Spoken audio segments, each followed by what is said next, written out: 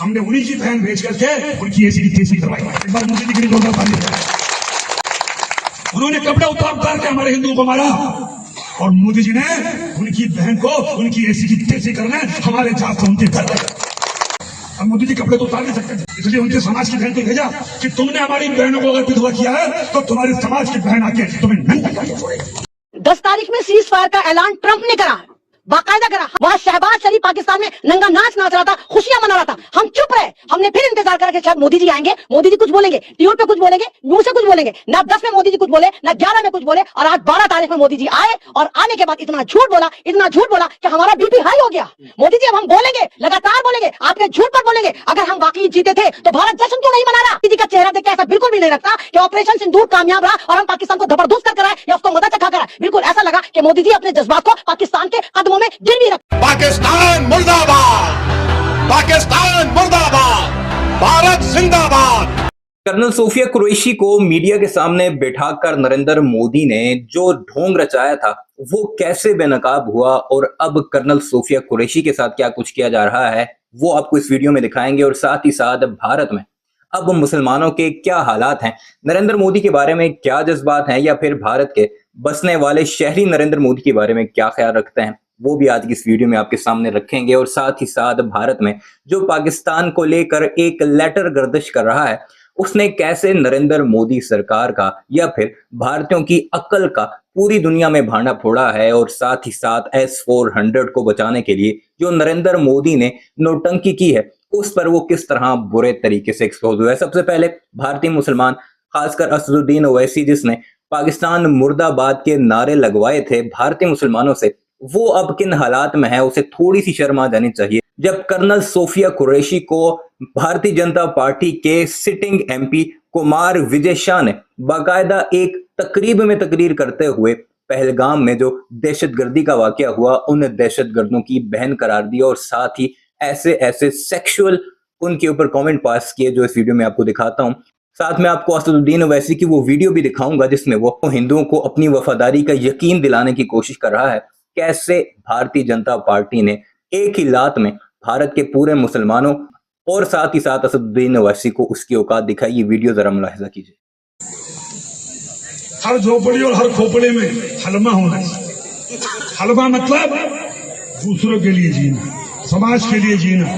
जैसे हमारे मोदी जी समाज के लिए जी रहे, समाज के लिए जान लगा रहे, और जिन्होंने हमारी बेटियों के सिंदूर उजाड़े थे वही कटे पिटे लोगों को हमने उन्हीं की बहन भेज करके उनकी ऐसी की तैसी करवाई। एक बार मोदी जी के लिए जोरदार ताली बजाएं।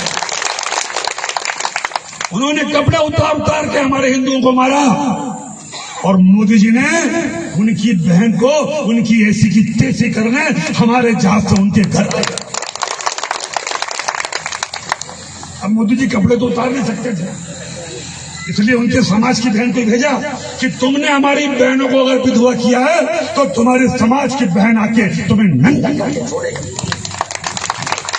देश का सम्मान, मान सम्मान और हमारी बहनों का सुहाग का बदला तुम्हारी जाति की समाज की बहनों को पाकिस्तान भेजकर अगर कोई ले सकता है, और उन्होंने कहा था घर में घुस के मालूम, घर में घुस। आपको अंदाजा तो हो गया होगा कि कर्नल सोफिया कुरैशी के हालात अगर ये हैं तो एक आम सोफिया कुरैशी जो कि आम शहरी है उसके हालात भारत में क्या होंगे। अब आते हैं S-400 की तरफ। फिर आपको मैं एक लेटर दिखाऊंगा जिसपे आप अपनी हंसी कंट्रोल नहीं कर पाएंगे। S-400 को कल उधमपुर में सुबह सुबह नरेंद्र मोदी पहुंचा। हालांकि उसकी वीडियो बाद में जारी की गई, लेकिन वहां पहुंचकर नरेंद्र मोदी ने S-400 के एक मिसाइल लॉन्चर के आगे अपनी तस्वीर पोस्ट की। वहां पर उसने तकरीर भी की, लेकिन माहिरीन इस बारे में सवाल उठाते हैं कि S-400 का सिर्फ ये लॉन्चर नहीं होता, इसके पीछे बाकायदा एक रडार सिस्टम होता है जो सबसे इंपॉर्टेंट होता है। ये लॉन्चर तो आम सी एक चीज है, असल काम रडार करता है, उसकी तस्वीर नहीं दिखाई गई। और साथ नरेंद्र मोदी को ये चैलेंज भी दिया गया कि तुम दुनिया भर के मुबस्सरीन को लेकर जाओ और दिखाओ जितनी भी तुम्हारे पास बैटरीज थी वो अगर पूरे सेटअप के साथ पूरी हैं तो फिर पाकिस्तानी हार मानने को तैयार हैं। और साथ ही साथ फिर विजिट कराओ अपनी एयर बेसिस का, या अपने 36 के 36 रफाइल सामने लेकर आओ ताकि दुनिया ये जान सके कि भारत के पास सारे रफाइल पूरे हैं, कोई एक रफाइल भी नहीं गिरा। और ये तुम्हारे लिए कितना सुनहरी मौका है कि तुम पाकिस्तान के पूरे बयानी को वाड़ सकते हो। लेकिन नरेंद्र मोदी ऐसा नहीं करेगा, क्योंकि S-400 भी तबाह हुआ है। बाकायदा दुनिया भर की बड़ी बड़ी न्यूज एजेंसी इसे अपने सबूतों के साथ और ऑफिशियल से कंफर्म करने के बाद ये खबर दे रही हैं कि ये दोनों चीजें तबाह हुई हैं, 3 रफाइल, एक S-400। अब आते हैं, अब आपको एक लेटर दिखाते हैं। भारतीयों को औकात दिखाने के लिए ये काफी है। वो इमरान खान ने एक बार कहा था ना कि एक तो ये पढ़े लिखे नहीं, ऊपर से ये कोशिश नहीं करते, सारी कहानी इससे वाज़ेह हो जाएगी। Government of Pakistan, ministry of climate change and environment coordination, Islamabad. एक लेटर जारी होता है कि पाकिस्तान में इस वक्त न्यूक्लियर रेडिएशन है, हर तरफ फैली हुई हैं, तो इसके लिए तुम लोग जो है वो इमीडिएटली ये काम करो। और उसमें भारतीयों का ये दावा था कि हमने, खैर सोशल मीडिया दावा था, ऑफिशियली उन्होंने इसे रिजेक्ट किया था, लेकिन अंधभक्तों का क्या कहा जाए, उन्होंने ये बातें फैलानी शुरू कर दी कि पाकिस्तान में इस वक्त रेडिएशन फैली हुई है, हर तरफ इमरजेंसी है। ये लेटर देखिए, इसमें हाईलाइटेड है कितनी गलतियां हैं। नॉर्दर्न रीजन को नॉर्दर के स्पेलिंग देखिए, फिर इंडस्ट्रियल रोलॉजिकल के स्पेलिंग देखिए, रूटीन मेंटेनेंस में रूटीन के स्पेलिंग देखिए, फॉलोइंग को पी से लिखा हुआ है, शायद ये अफगानिस्तान से बनवाया इन्होंने। लर्न फ्रॉम 2 दफा लिखा हुआ है। टिकलिंग मैकेनिज्म पता नहीं क्या लिखा हुआ है। टेक के स्पेलिंग देखिए, सिग्निफिकेशन के स्पेलिंग देखिए, इमीडिएट के स्पेलिंग देखिए, इमीडियल लिखा हुआ है, और साथ सेफ्टी के स्पेलिंग नीचे देखिए।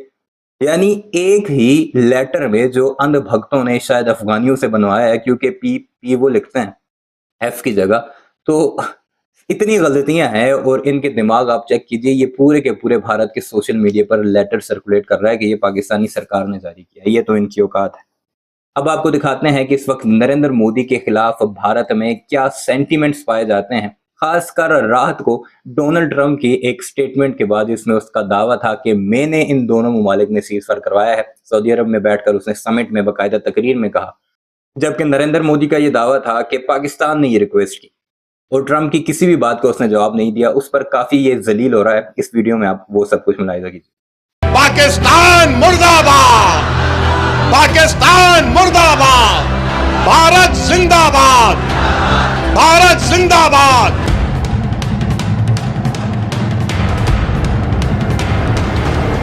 10 तारीख में सीज फायर का ऐलान ट्रंप ने करा है, बाकायदा करा, हम चुप रहे।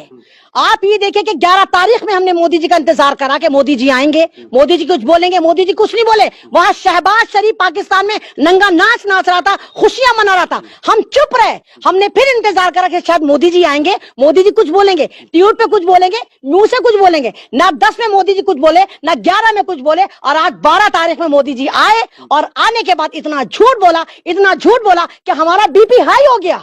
मोदी जी अब हम बोलेंगे, लगातार बोलेंगे, आपके झूठ पर बोलेंगे। अगर हम वाकई जीते थे तो भारत जश्न क्यों नहीं मना रहा, पाकिस्तान क्यों जश्न मना रहा है, भारत क्यों नहीं कह रहा कि हम जीते थे। और मोदी जी का चेहरा देख के ऐसा बिल्कुल भी नहीं लगता कि ऑपरेशन सिंदूर कामयाब रहा और हम पाकिस्तान को जबरदस्त कर कराए या उसको मदद चखा कराए। बिल्कुल ऐसा लगा कि मोदी जी अपने जज्बात को पाकिस्तान के कदमों में गिरवी रखा।